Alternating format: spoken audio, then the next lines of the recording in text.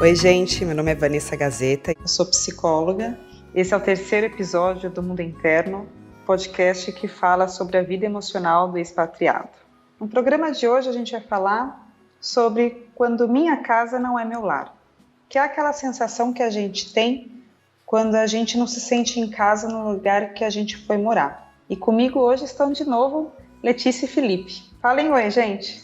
Oi, Pi, oi, Vanessa. Oi, gente. Oi, Vanessa, oi, Lê. Oi, gente. Olá. Bom, então, pensando um pouco nesse tema, né? Quando a gente decide mudar de cidade ou de país, a gente deixa muita coisa para trás. E além da família, dos amigos, dos lugares que a gente adorava, ficam também objetos importantes. E não pensando na coisa do consumo, mas pensando no que esses objetos podem significar. Pensa nas coisas que a gente compra ou nas coisas que a gente ganha, que a gente mantém. A gente mantém essas coisas por algum motivo, né? E uma parte desse motivo é o quanto elas refletem uma parte de quem a gente é. E isso dá um pouco de situação para o que a gente está vivendo. Faz com que a gente se sinta mais confortável na nossa casa ou às vezes no nosso dormitório, para quem de repente vive numa república. Como eu mesma morei muitos anos em república em São Paulo, na época da faculdade, mas eu lembro que sempre tinha um canto, que às vezes não era um quarto, porque nem sempre eu tinha um quarto só meu, mas tinha aquele canto em que tinham minhas coisas, eram fotografias, ou eram meus livros, ou eram as minhas coisas pessoais, mais como roupa mesmo, e aquilo fazia com que aquele fosse o canto onde eu estava em casa, por mais que todo o resto da casa não me refletia em nada. E quando a gente sai, né, da cidade ou do país, a gente precisa reconstruir tudo isso. E não necessariamente precisa ser uma coisa ruim, mas leva um tempo até a gente poder ocupar esse lugar que ficou vazio com objetos que tragam de volta essa sensação de estou na minha casa. Como que foi para vocês? Eu lembro que o Felipe até fez um post, você falou, né, no começo sobre o desapego, o que isso significou para você. Conta um pouco para mim. Quando eu morava em Fortaleza, eu trabalhava numa escola e eu morava com meus pais. Assim, eu me mudei muito. Eu nunca morei 2 anos seguidos na mesma casa. Nunca. Na minha vida. Caramba! Assim, desde que eu comecei a poder me mudar, né? Eu nunca morei mais... Nunca cheguei a morar 2 anos na minha casa. Por exemplo, a gente se mudou pra casa que a gente tá morando agora em julho. A gente vai se mudar amanhã. Que é... A gente tá falando amanhã, eu tô falando que é amanhã do dia da gravação, que é agora em dezembro. Por outras questões, assim, não é que eu gosto de mudar, enfim, porque é sempre é um estresse, né? Sim. Mas a questão dos objetos é engraçado que eu tinha 2 prateleiras com DVDs, né? Que eu já falei que eu tinha muitos DVDs e tal, e DVDs e livros. E que você gostava de organizá-los. Sim, eu gostava mais de organizar do que de assistir ou ler. Gostava de criar padrões. Ai, que obsessivo, Felipe. Demais. Você não tem ideia. Ler sofre. Cara, você não tem ideia, essa é uma frase minha. Eu ia abrir a boca pra falar. Você não faz ideia. Mas aí... E eu não sou assim, então eu sofro que Pois somente. Camila também sofre. Mas, enfim, a gente vai chegar lá. Aí, quando eu me mudava, eu morei sozinho, eu morei com ex-namorada minha, e pra todo lugar que eu ia, eu levava essas prateleiras. Eu tinha um tio que ele era um faz-tudo lá de casa, né? Aí ele ia instalar as prateleiras pra que eu continuasse com os meus DVDs e meus livros, pra ficar olhando pra eles. E isso demonstra o quanto eu era apegado a esses objetos, a essas coisas, né? E meu quarto, depois que eu voltei a morar com a minha mãe, né? E com meus pais, o meu quarto era meio que um território completamente diferente da minha casa. Eu não me sentia... Dava um passo pra frente, assim, do meu quarto, eu não tava mais em casa, mesmo dentro da minha casa, entendeu? Porque meu quarto era outro universo. Ar-condicionado, DVD e a TV e tudo mais. E quando eu fui pra Colômbia, eu tive que, obviamente, deixar tudo pra trás, essas coisas todas. E fui morar numa casa que eram 10 pessoas e eu dividi o quarto com um cara e esse quarto era passagem. Tipo, nossa, durante o dia as pessoas passavam pra ir pra outro cômodo da casa, entendeu? Aqui na Colômbia. Ou seja, foi realmente um desapego absurdo. Só que não foi doloroso. Não foi doloroso. Eu não achei eu tava gostando de viver aquela experiência e talvez porque eu soubesse que meus DVDs estavam guardados lá e tal. Mas não foi uma coisa dolorosa de jeito nenhum, assim. E em Portugal ainda mais, porque entre a Colômbia e Portugal eu tive que vender alguns DVDs e tudo.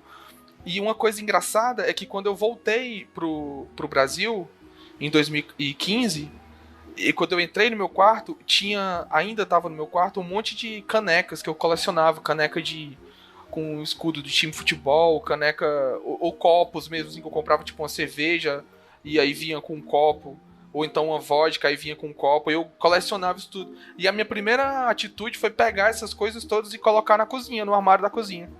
Olha só, Pra todo que mundo. desapego. Pois é, e pra quem me conhece desde antes de eu viajar, isso é inadmissível, sabe, pra mim. Porque era tudo meu, sabe? Todas as coisas eram minhas, assim, não fazia sentido dividir e tal. E aí quando eu cheguei foi uma atitude que eu tomei. E foi natural, foi espontâneo, não teve nada. Não te refletia mais, né? E engraçado, e isso foi um dos pilares, assim, que eu digo assim, quando você por que viajar, né, e tudo, eu sempre digo, olha, com certeza você vai se tornar uma pessoa mais desapegada. Sim. Esse processo não foi doloroso. E isso é muito bom porque é econômico. É muito mais econômico. E depois também no futuro a gente já tem outra relação com os objetos, né? Muda depois que você faz o primeiro desapego. E só um detalhe que eu gosto sempre de deixar essa ressalva. Tem aquele filme Clube da Luta, que ele fala as coisas que você consome acabam consumindo você e tal. Eu não sei se é assim também não, certo? Eu acho que tem coisas às quais você se apega. Um livro mesmo, então a gente que se apega ao carro, tem gente que tem o mesmo carro há 10 anos, sei lá, 20 anos, porque gosta do objeto. Eu acho que não tem nada de mal nisso, certo? Eu só acho que às vezes há um exagero e eu senti que eu tava exagerando nesse sentido, entendeu? Letícia, você tinha comentado comigo e com o Felipe um dia sobre você. Eu acho que foi você que me falou que você pedia para sua mãe guardar as coisas que você ia voltar para buscar. Só que, né, nunca voltei, nunca nem pensei nessas coisas e tô tranquilo. No episódio anterior, o Felipe que foi o tranquilão aí, no episódio da solidão, e neste da casa, assim, de apego, eu sou a tranquila. Não me vem nada, assim, em casa eu me senti em casa até quando eu e meu marido, a gente namorava à distância e eu não ajudei a escolher o apartamento da Alemanha. A gente tava só namorando, né? Eu ia pra lá, ficava 3 meses e foi a nossa primeira casa juntos e eu me senti em casa lá mesmo indo a 3 meses. Ficando 3 meses. Daqui, cada pedaço, assim, me sinto em casa também. Eu tenho uma grande amiga aqui em Viena, Amanda. Eu vou direto pra casa dela, a gente tem muito contato mesmo há 2 anos. Eu me sinto em casa até na casa dela, eu sou desse nível. Olha que coisa boa! Mas o Felipe falou de apego por livro, por objeto. Eu tenho um livro que talvez você até conheça, Vanessa, é o Budismo, a Psicologia do Autoconhecimento, o nome dele. Eu não acabei de ler, e eu já tenho há vários anos também não, porque foi o meu marido que me deu, mas eu tenho um apego por ele que eu não quero terminar de ler para eu não ficar sem ele, sabe? É uma coisa muito doida. Já é seu companheiro. Aí eu gosto de ler, assim, não tô nem na metade do livro e eu gosto de reler as partes que eu já passei, só que eu acho tão genial. Aí cada hora que eu leio, eu falo, gente, isso é maravilhoso. E eu tenho um amor muito grande, eu acho que eu nunca vou conseguir acabar o livro. Até porque autoconhecimento, então eu acredito realmente que eu nunca vou conseguir chegar nesse nível de autoconhecimento, assim, total. Para pessoas assim um pouco mais apegadas que a Letícia, pode ser meio natural um sentimento assim de despersonalização mesmo. E sabe quando você sente que você está flutuando num lugar? Parece que você não pertence a lugar nenhum, você já não é nem do Brasil, tampouco do lugar onde você está vivendo agora. A sensação, a minha, pelo menos em algum momento, foi de estou flutuando, parece que eu não pertenço a nenhum lugar. é muito característica dessa fase em que você ainda não construiu direito o seu lar. Pode estar muito ligado com essa coisa de ter deixado aquilo que fazia parte da sua história. No caso, eu estou citando objetos, mas muitas outras coisas fazem parte da nossa história, e ainda bem, né? Porque as outras coisas, essas que não são palpáveis, as que são subjetivas, elas estão dentro da gente, né? A única coisa que a gente teve realmente que abrir mão foram das coisas materiais. Mas ainda assim, né, para quem é mais apegado, ou para quem tem coisas muito importantes que não pôde trazer, pode rolar essa sensação de estar um pouco despersonalizado. E aí, nesse momento que a gente está mais fragilizado, se sentindo nessa flutuação que eu citei, pode acontecer um risco de cair em duas tentações. As que eu mais acho que são comuns e que eu mais presencio são se comportar exageradamente como um nativo ou o completo oposto. Impor a sua cultura brasileira sobre a cultura nova, ou, para quem mudou dentro do país, a cultura daquela cidade que tinha para a cultura daquele local que está vivendo. E é um perigo, porque nenhuma das duas permite que você seja permeável e deixe as coisas irem acontecendo e se misturando e tomando os seus lugares corretos. Então, pensando um pouco na primeira, né, quando a gente conhece pessoas ou se depara com pessoas que parecem que são nativas daquele lugar, mas, né, não nasceram lá. É quando aquela pessoa faz tudo como se fosse um local realmente. Ela assume os hábitos, os humores, inclusive. Ela assume até os preconceitos daquele lugar. Eu vejo muito aqui, eu estou no Uruguai, eu vejo muita gente assumir, por exemplo, as cores. Aqui as pessoas são mais cinzentas, eu diria, no sentido de cores. É tudo muito mais cinza, preto, azul escuro, verde escuro. Você diz das roupas? Meio que em tudo, assim, nas roupas, mesmo em casa. Uhum. E cinzento até mesmo no humor também. A pessoa se torna mais reclamona, talvez. É uma coisa meio uruguaia, assim, um pouco mais reclamão. E tudo bem, é deles. Mas não é uma coisa nossa. Não é se você perguntar para qualquer um por que ele gosta do Brasil, ele vai falar que é porque a gente é otimista, ou porque a gente sempre encontra a parte boa de uma determinada situação. Mas tem gente que, nessa ânsia de se sentir logo em casa, ela está tão fragilizada que é como se ela comprasse um pacote, sabe? Aqui, no meu caso, seria um pacote uruguaio. Ela vai e instala o pacote uruguaio. E quando ela faz isso, parece não, muitas vezes ela se torna preconceituosa com as coisas brasileiras, por exemplo. Então tem gente que começa a ficar com um certo ranço mesmo, meio preconceituosa com tudo que é do Brasil. Parece que o Brasil passa a ser uma desgraça. Então o país não presta, os brasileiros não prestam, tudo que é brasileiro não é bom. Legal só é o país onde ela está. E isso é quase que uma defesa, se não é totalmente uma defesa, na verdade. Nessa hora a pessoa tá muito desesperada realmente para se sentir em casa. E ela não consegue esperar o tempo que isso ia tomar para ir acontecendo de uma maneira natural. Ela compra esse pacote para se sentir logo em casa e se sentir um desses, né, um desses locais com quem ela vive. E é triste porque quando ela faz isso, ela não se dá conta, ou se dá conta, mas não percebe a extensão desse prejuízo do quanto ela está negando as origens, né? E quando a gente está negando as origens, as nossas origens, a gente também está negando uma parte da nossa história. Tem gente que sai do Brasil porque não estava feliz, né? E foi buscar a felicidade em outro lugar.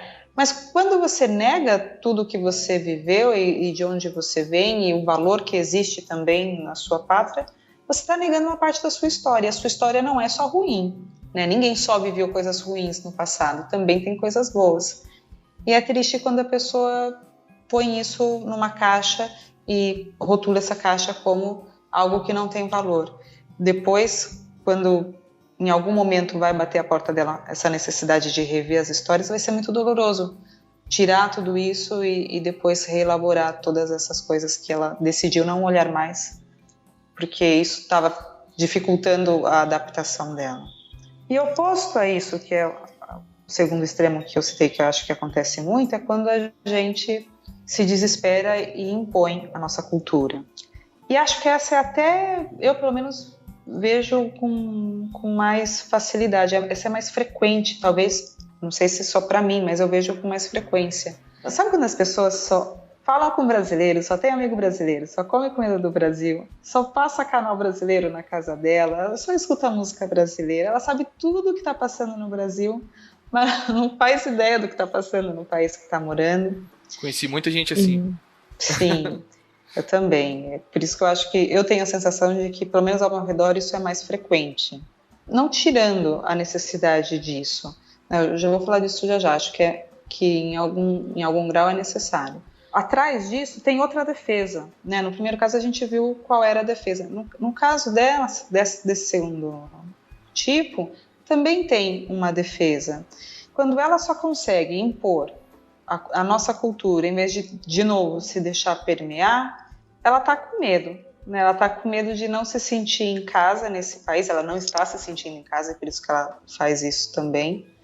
E, de novo, a única coisa que ela consegue com isso é se sentir mais saudosa, é sentir que ela está mais distante do que seria a casa dela, que ficou em outro lugar, né? Ficou no Brasil, ou ficou na cidade dela, de onde ela está vivendo agora. Quero fazer uma ressalva. Eu não acho com isso que quer dizer que está errado a gente tomar um fôlego. Todo mundo precisa tomar um fôlego e isso é de tempo em tempo.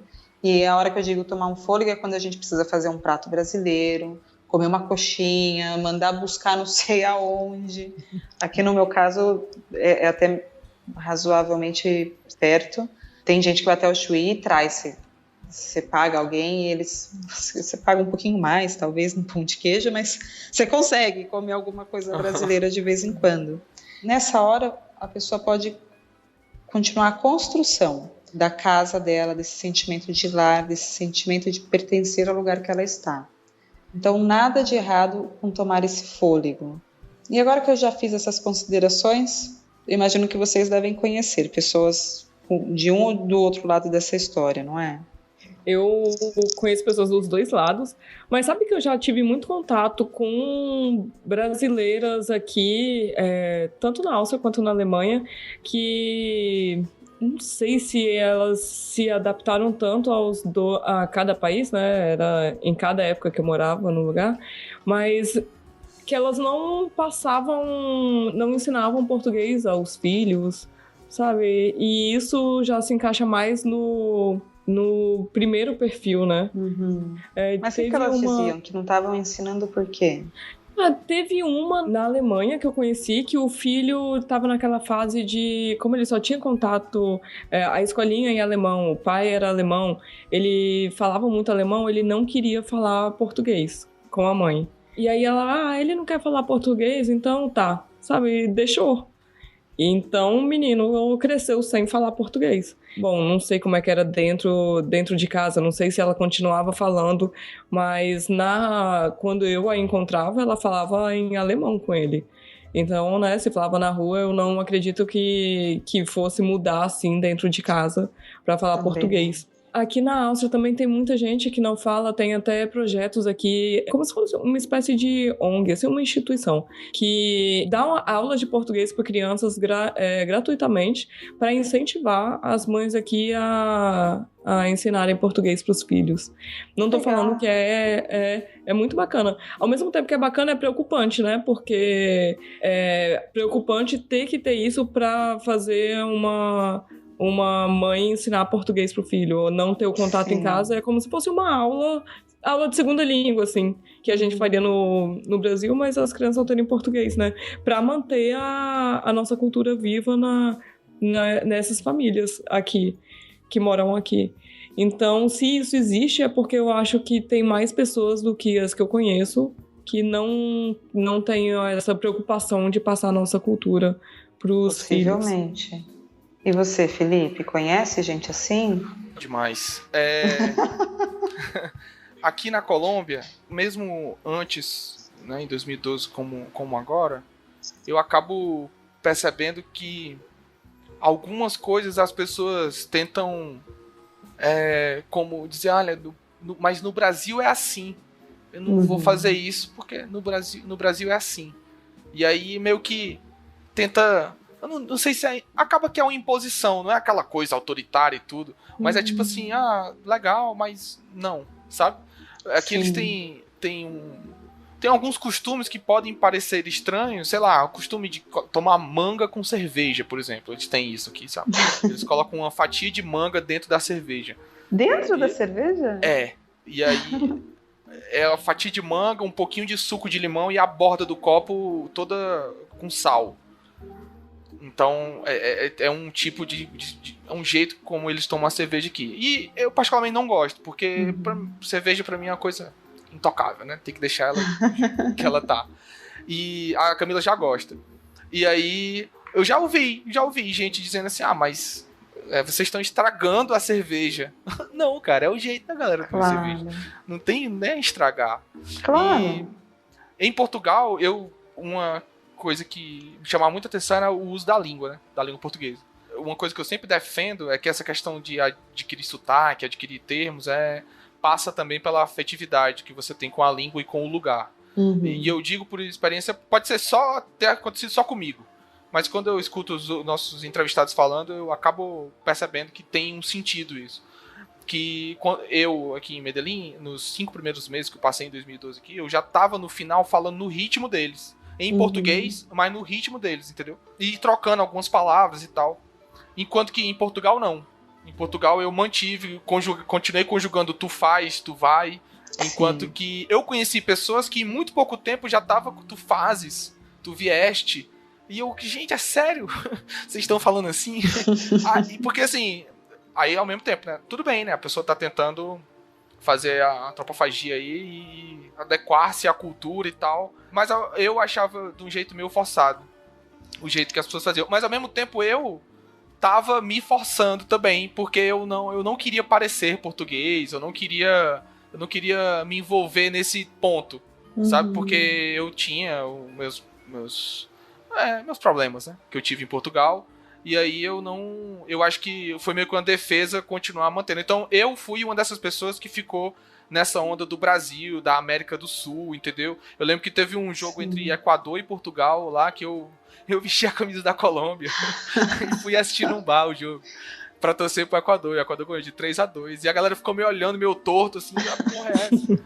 Ou seja, eu fui o outro extremo. Eu fiquei nessa onda e reagir à cultura e tudo mais. Então, mas você vê, nessa hora que você estava mais reativo, de fato, você não se sentia nem um pouco em casa, né, em Portugal. E aí você ficava marcando o tempo todo o quanto aquilo não era sua casa, né, impondo de alguma maneira a sua cultura ou até outras culturas, como foi o jogo, mas tudo para que o costume ou a cultura portuguesa não permeasse você, porque você não queria, né, você não se sentia em casa e você estava reativo, você estava com bronca daquilo tudo acontecendo. Além da bronca que às vezes o lugar pode gerar na gente, às vezes a gente também acaba impondo nossa cultura por uma espécie de culpa. Em alguma medida, um tipo de culpa, uma necessidade da pessoa de provar que a pátria dela tem valor, que ela deixou a pátria dela por algum motivo, mas que isso não significa que a pátria dela não tem valor. E acho que nisso todos nós nos enquadramos, né? E às vezes ela também sente essa necessidade de alguma maneira, reparar esse sentimento de culpa por ter deixado o país, continuando os hábitos dela no lugar onde ela está. Então, isso tudo que eu estou falando também pode ser só um momento. Pode ser que nós passamos por esses dois extremos, por exemplo, e foi um momento na nossa vida ou na vida de quem está escutando a gente. E que depois, com o tempo, a gente vai, né, com sorte, indo para um lugar mais equilibrado. Agora, por outro lado, me faz pensar um pouco no que eu vou dizer a seguir, que é o que fazer, né, quando a gente não está se sentindo na nossa casa. Acho que, para começar, é importante a gente lembrar que nossa casa é dentro da gente, né? Ela não está fora, essa sensação de casa está dentro. Tanto que a Letícia pode ir para a casa de quem for, né, Letícia? Pode estar lá comendo ovo com arroz, a Letícia está em casa, a Letícia está confortável consigo mesma. Tinha um paciente que ele estava morando fora pela segunda vez. Não me lembro qual era o país. Que ele falava que ele só se sentia em casa, na nova casa que ele estava, quando ele abria a porta do quarto e parava de sentir o cheiro específico daquele lugar. Não, a gente não precisa nem mudar de cidade. Quando a gente muda de casa, a gente sente o cheiro daquela casa, né? E enquanto a gente está sentindo o cheiro daquela casa, para esse paciente específico, essa situação é ainda muito desconfortável. Ele sente que essa coisa externa mexe com a coisa interna e ele só conseguia relaxar e se sentir fazendo parte daquilo quando ele deixava de notar o cheiro que o quarto dele tinha. E achei muito ilustrativo, achei muito interessante. Toda vez que eu falo desse tema, eu me lembro desse fato que ele me contou.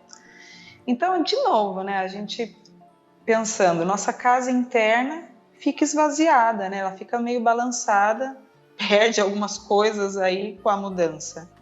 E aí a gente vai mesmo, né, reconstruindo isso com um novo lugar, com as experiências que a gente vai tendo. A gente não pode trazer nossas coisas, nós não podemos trazer muito mais do que nossa experiência de vida para mostrar para o outro quem a gente é e de onde viemos e qual é a nossa história.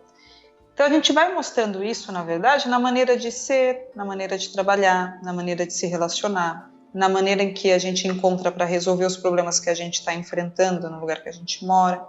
Então essa vai sendo a nossa nova bagagem, os nossos novos objetos, enquanto a gente ainda não está tendo muito objeto. E essa é a maneira que a gente vai encontrando também de ir reconstruindo essa casa interior. Então é importante, parece uma besteira, né? Como se eu estivesse dizendo que apenas viver é reconstruir o mundo interno. Mas o pior é que é mesmo, né? São essas circunstâncias que a gente está vivendo, essas novas circunstâncias, que vão fortalecendo nossa casa interior e que vai dando segurança para a gente pensar, se acontecer tal coisa, eu vou fazer aquela outra coisa e todo mundo vai sobreviver no final. E quando você vai percebendo que isso vai acontecendo, que você vai dando conta que aquilo vai acontecendo, que você pode até não dar conta, mas alguma saída você vai encontrar, você vai subindo as paredinhas dessa casa. E tá, se você não se desesperar e não cair naqueles extremos que a gente estava dizendo, possivelmente a sua casa vai estar com a laje pronta menos tempo do que você imagina. Para você sentir o cheirinho dela, né? Exatamente, você vai até poder escolher o cheirinho que você vai dar para essa casa. Então é isso, pessoal. Hoje nós ficamos por aqui. Conta para nós o que vocês acharam do programa e o que vocês fazem para se sentir em casa quando vocês estão num novo lugar. Então deixem aqui na página do Facebook ou no grupo, o nome disso é Mundo, comentário de vocês, o que vocês acharam, se vocês tiverem também outros temas que vocês gostariam que a gente tratasse aqui. Todas as opiniões são válidas e a gente com certeza vai dar muita bola para aquilo que vocês falarem. Fiquem bem e até o próximo programa. Um beijo, até o próximo programa. Tchau, gente, até a próxima. Mas leva um tempo até a gente poder ocupar esse lugar que ficou vazio com outros objetos ou com outras sensações que tragam não, isso é espanhol, corta, gente. Ai, deixa eu lembrar como era a frase toda para não matar o editor com isso.